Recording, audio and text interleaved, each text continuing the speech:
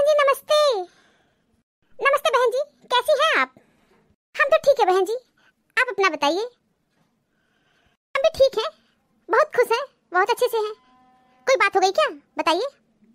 वैसे एक बात बताइए, बहुत दिन बाद फोन कर रही हैं आप। अरे नहीं बहन जी, आपको कैसे भूल सकते हैं? मेरी तो किस्मत इतनी अच्छी है कि हम बता नहीं सकते हैं कि मेरी बेटी की शादी आपके घर में हुई है।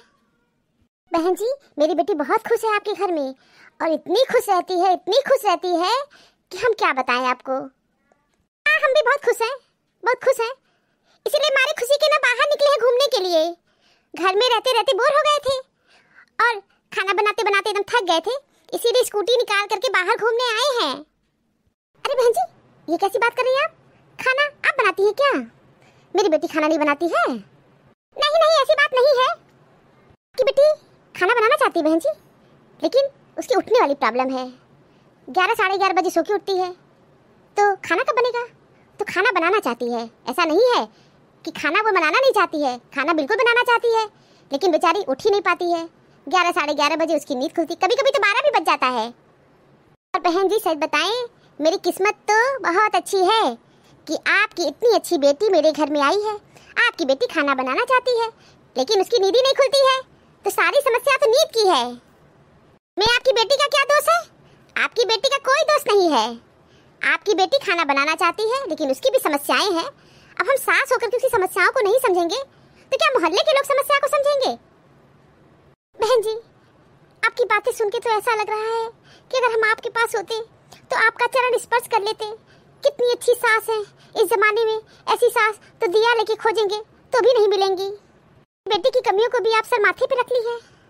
सास चाहती है क्योंकि बहू सुबह उठे, घर के सारे काम करे, लेकिन मेरी बेटी 11:30 बजे सो के उठ रही है, फिर भी आप हंसी खुशी से उसके साथ रह रही हैं, कुछ कह भी नहीं रही हैं, कोई ताना नहीं मार रही हैं।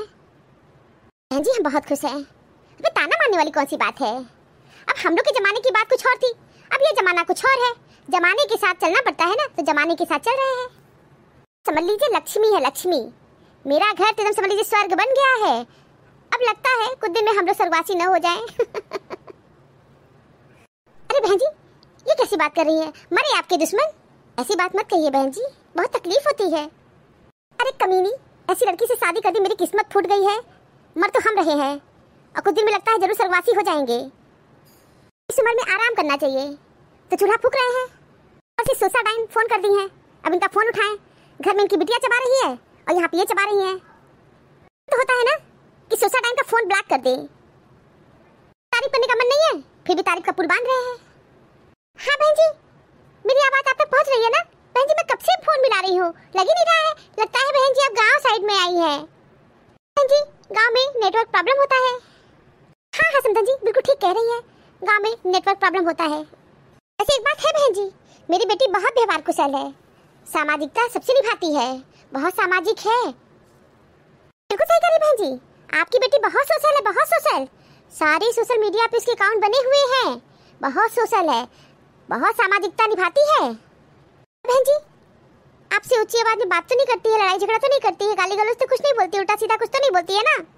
अरे बहन जी उल्टा सीधा वो बोलेगी तब ना जब अपने कमरे से बाहर आएगी।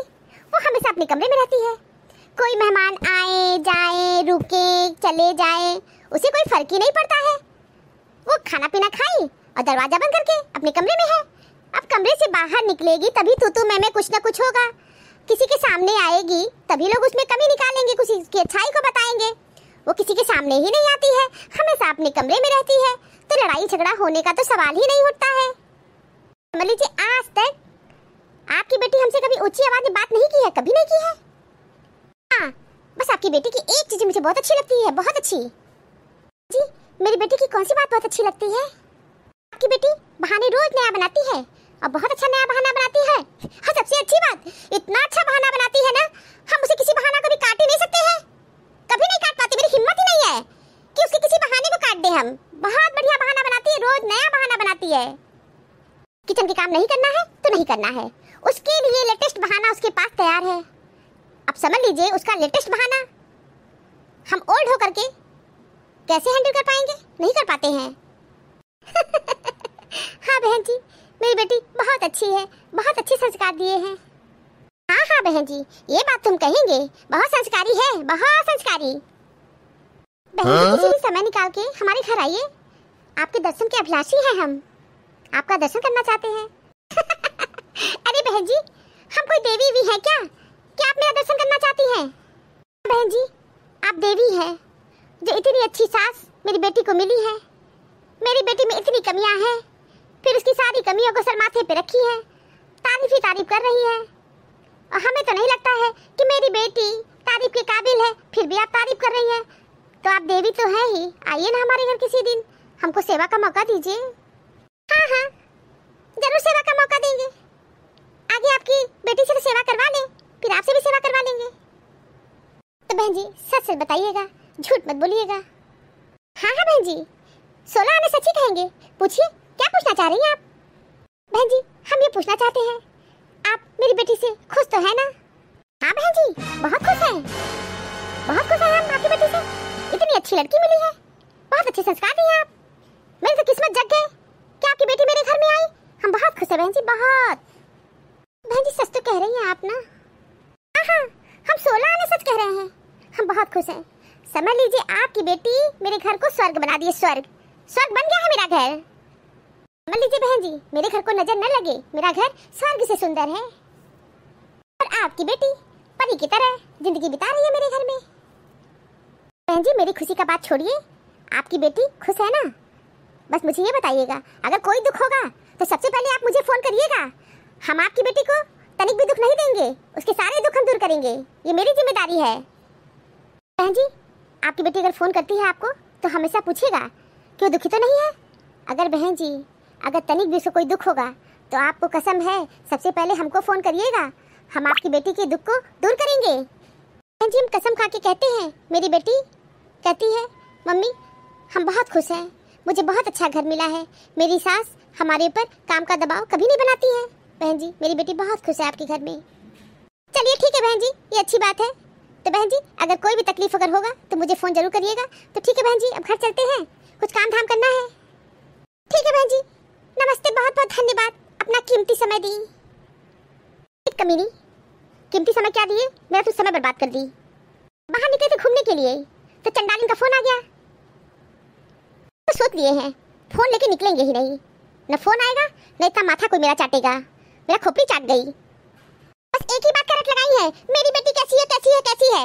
संस्कार कौड़ी भर का नहीं दी है, 11:30 बजे कभी नहीं सो के उठती है। मेरी बेटी अच्छी तो है ना, मेरी बेटी संस्कारी तो है ना, मेरी बेटी सोशल तो है ना। अरे कमीनी, जैसा संस्कार दी हो तुम्हारी बेटी तो वैसी ही होगी ना। तमीज तो कौड़ी भर का नहीं है इनकी बेटी को। कमीनी, खोपड़ी चाट गई मेरा, तनिक भी संस्कार नहीं दी है, एक नंबर की उजड़ बेटी है। कोई काम धाम करना आता नहीं है, रोज नया बहाना बनाना, शॉपिंग करने जाना, कोई काम कहेंगे तो बोलेगी तबीयत खराब है। हाँ बहन जी, मेरी बेटी सामाजिक तो है ना? हाँ है ना सामाजिक, सोशल मीडिया पे अकाउंट बना है, सारी सामाजिकता मोबाइल पे निभाई जा रही है, फेसबुक द्वारा, इंस्टाग्राम द्वारा, व्हाट्सएप द्वारा, इसी से अब सामाजिकता निभाया जा रहा है। और इनकी बेटी भी यही पे सामाजिकता निभा रही है। चले घर, नहीं तो पिंटू के पापा भी मेरी खोपड़ी खा जाएंगे। पिंटू की मम्मी, तुम यहाँ बैठी हो, मोबाइल चला रही हो? तुमको पूरे घर में ढूंढ रहे थे, कहाँ चली गई थी? और हाँ, सुने हैं तुम स्कूटी से गई थी। अरे कितनी बार कहे हैं कि बुढ़ापे में स्कूटी मत चलाया करो, किसी दिन हड्डी पसली टूट जाएगा तो प्रॉब्लम आ जाएगी।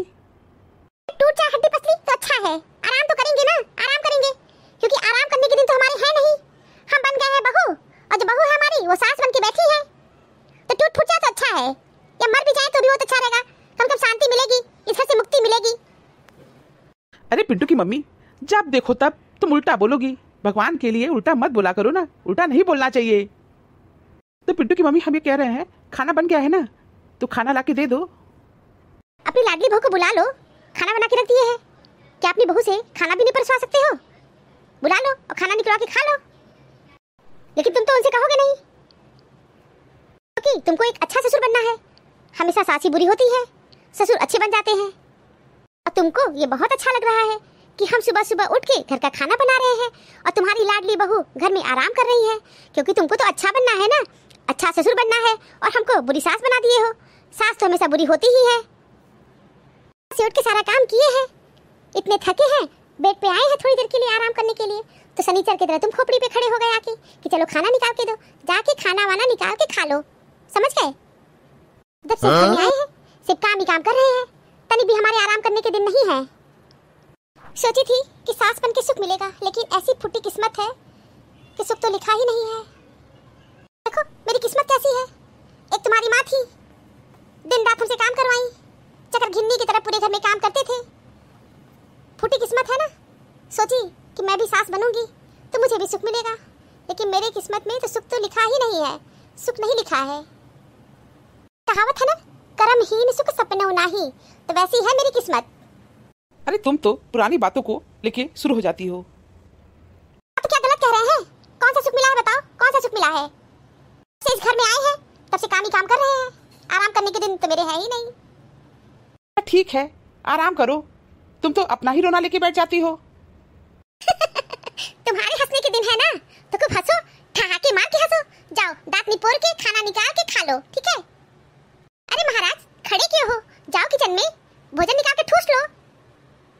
तुम्हारी तो आदत है जिंदगी भर हमेशा टेढ़ा बोलती हो। अच्छा जाओ सीधे किचन में खाना निकाल के खा लो, मेरा खोपड़ी मत चाटो। जीने के बहुत तरीके होते हैं, लेकिन सबसे अच्छा तरीका वही है जो खुद को संतुष्टि दे और दूसरों को तकलीफ ना दे। प्रत्येक लड़का लड़की जो अपने माता पिता का अपमान करते हैं, उन्हें अपमानित करते हैं, छोटे मोटे कारणों के लिए क्रोधित होते हैं, उन्हें सोचना चाहिए उनके लिए क्या क्या कर सहा है उनके माता पिता ने।